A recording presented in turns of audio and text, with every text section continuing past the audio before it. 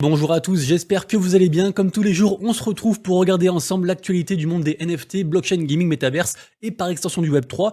Aujourd'hui, vidéo assez courte puisque juste après, en fait, j'irai fêter Noël en décalé avec la belle famille. Et de toute façon, il n'y a pas trop de news aujourd'hui, il y a surtout des collections à surveiller. Donc c'est parti pour voir tout ça en moins de 10 minutes. Let's go, générique. Waouh! Merde, vous m'avez vu faire le bruit de chat. Bon, c'est pas grave. Bien sûr, les amis, si vous kiffez le contenu que je fais tous les jours, n'hésitez pas à vous abonner à la chaîne, à activer la cloche, à mettre un petit commentaire et le petit pouce en l'air qui fait plaisir, bien entendu. Évidemment, cette vidéo aussi était une blague. Je n'arrête pas YouTube, donc au pire, allez la voir si vous voulez. Mais force est de constater que quand je fais une vidéo qui dit j'arrête, et ben il y a plus de vues qu'une vidéo où je dis des trucs et tout, où je dis des choses intéressantes. Après voilà, c'est le jeu de YouTube. De temps en temps, je fais un peu de trolling comme ça, j'aime bien. Et puis voilou. L'information du jour aujourd'hui, c'est bien sûr le Twitter Space qui a eu lieu avec le fondateur de Cardano, donc Charles Hoskinson. Et en fait, il a dit qu'ils allaient mettre un coup de collier sur les NFT. Donc on va s'attendre à de grandes choses au niveau NFT sur la blockchain Cardano. C'est une blockchain que je connais pas encore très bien, donc je vais commencer à la dig pas mal. Je commence à avoir beaucoup d'écosystèmes à dig en ce moment entre Cardano, Ultra, les nouvelles blockchains qui arrivent à droite à gauche. C'est assez compliqué. Je suis en train de redig aussi Klein, du coup la blockchain un petit peu asiatique qui est en train de revenir en force. Un grand pari pour 2023, Klein je pense, j'ai acheté du token d'ailleurs. Et donc du coup voilà, donc vraiment Cardano à surveiller, les annonces à surveiller, et puis je pense que 2023, j'arrête pas de le dire, mais 2023 sera une année je pense rocambolesque en termes de NFT.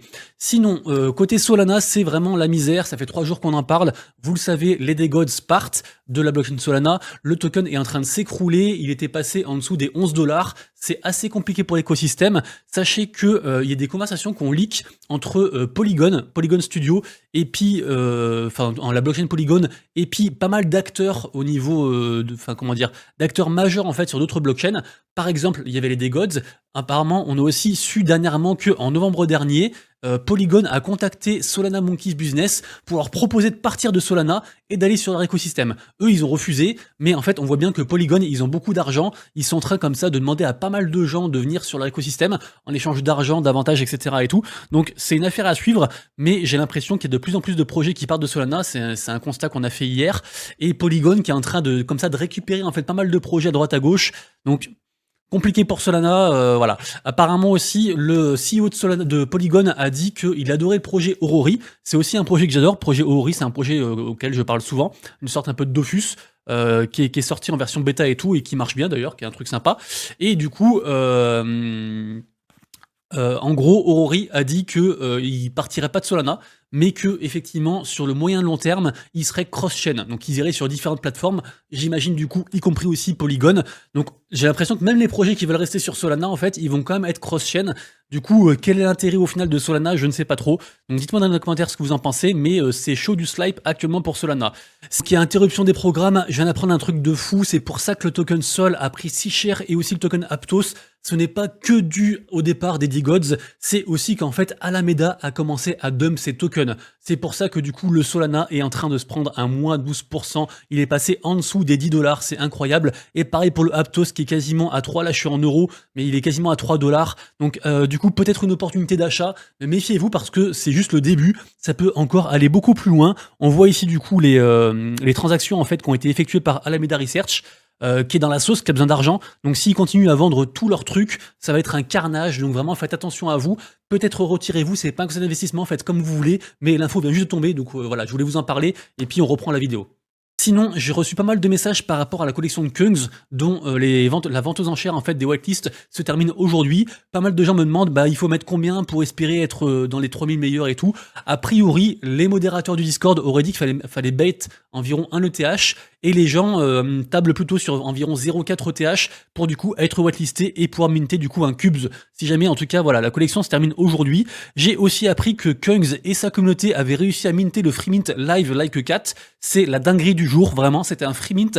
Alors c'est un peu bizarre l'histoire parce que du coup je suis allé voir sur internet et tout ça, et en gros, cette histoire-là, c'est quoi? C'est une espèce de collectif d'étudiants, de ce que j'ai vu. C'est genre basé sur une histoire de 20 000 étudiants qui vivraient dans une vieille maison avec un seul chat, et il y a un mec en fait qui fait genre une radio par rapport à cette situation-là, en fait, qui est issue d'un livre. ou d'un folklore comme ça un peu asiatique. Et du coup, tous les jours, il fait des podcasts par rapport à ça, genre comment survivre avec juste un chat, qu'est-ce qu'on fait et tout ça, quoi. Ils auraient lancé une collection en free mint, la collection a explosé, donc c'est ce truc-là, hein, c'est Shippy Mine qui a lancé le truc.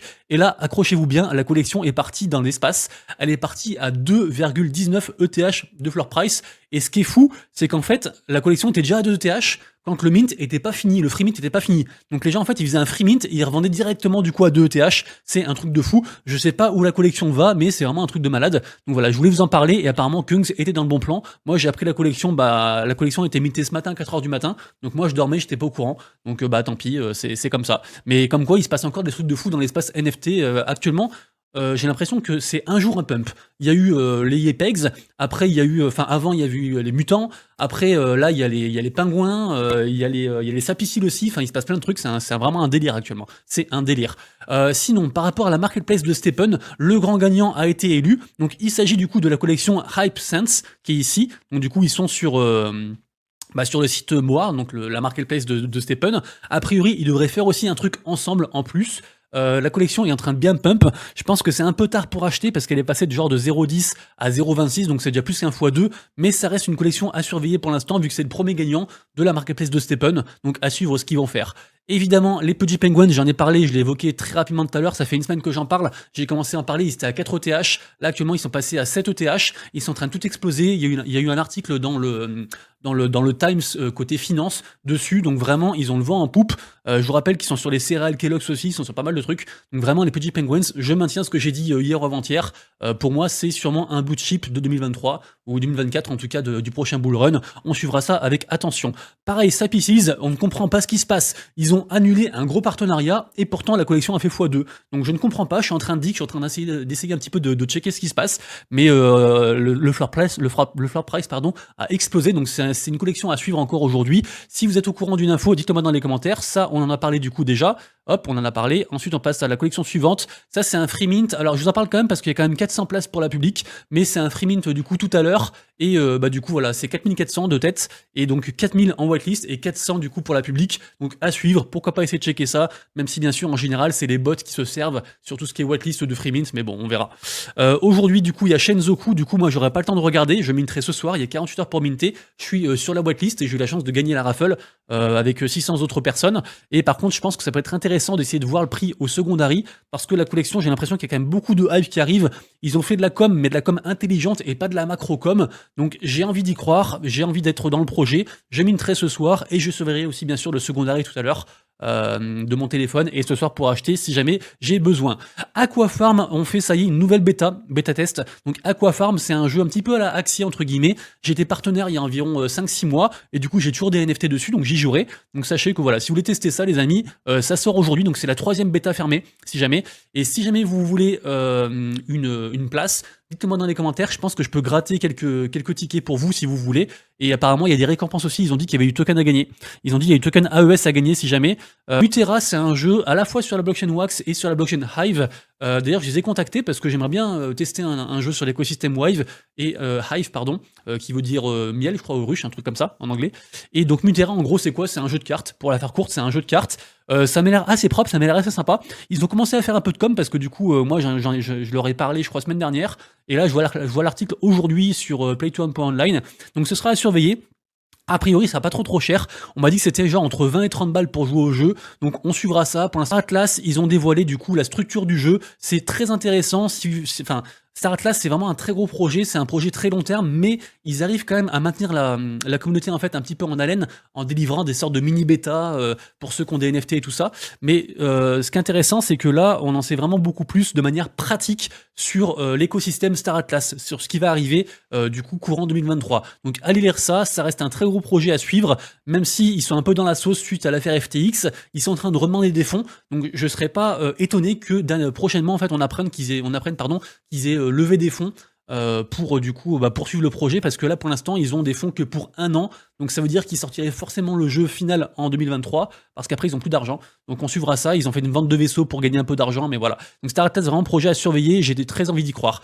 J'en avais parlé il y a quelques jours, l'alpha fermé de Helium 0 va arriver donc début janvier, je vous rappelle que ce sera le 6 janvier 2023.